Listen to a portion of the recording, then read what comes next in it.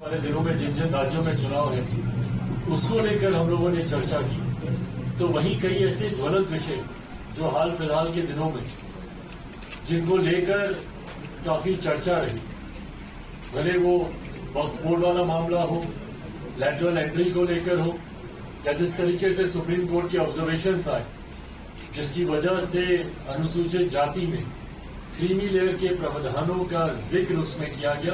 इन तमाम विषयों पर भी कार्यकारिणी में बैठक हुई और सबने सर्वसम्मति से हमारी केंद्र सरकार, जिसका मैं खुद एक हिस्सा हूं, केंद्र एनडीए की केंद्र सरकार और हमारे प्रधानमंत्री आदरणीय नरेंद्र मोदी जी के प्रति सबने एक धन्यवाद प्रस्ताव भी पारित किया।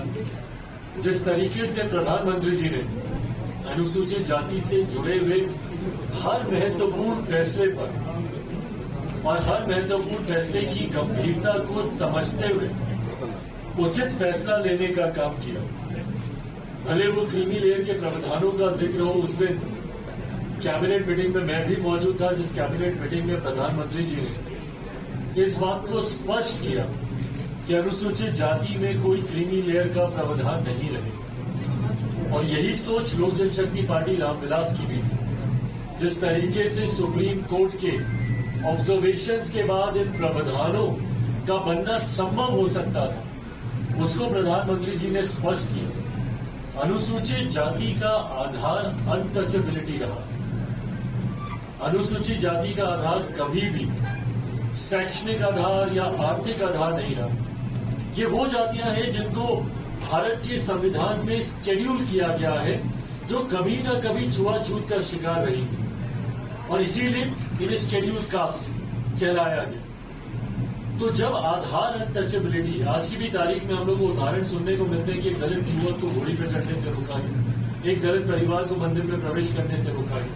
हाल फिलहाल के दिनों में एक आईपीएस ऑफिसर ने अपनी बारात निकालने के लिए सुरक्षा की मांग की। एक आईपीएस अधिकारी मांग करता, मुख्यमंत्री रहते हुए कई ऐसे नेता हैं जो मंदिर गए और मंदिर को गंगा जल से धुलवाया गया।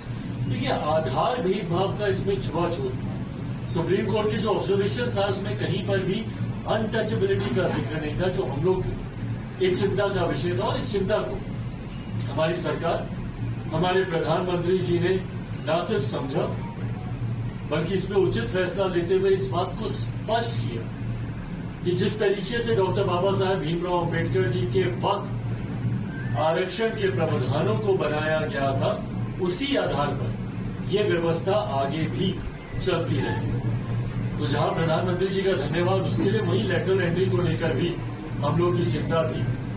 डायरेक्ट नियुक्तियों के माध्यम से जिस तरीके से SC, ST, OBCs के आरक्षण के प्रावधानों को ध्यान में नहीं रखा गया, ये भी हम लोग के लिए एक चिंता का विषय था।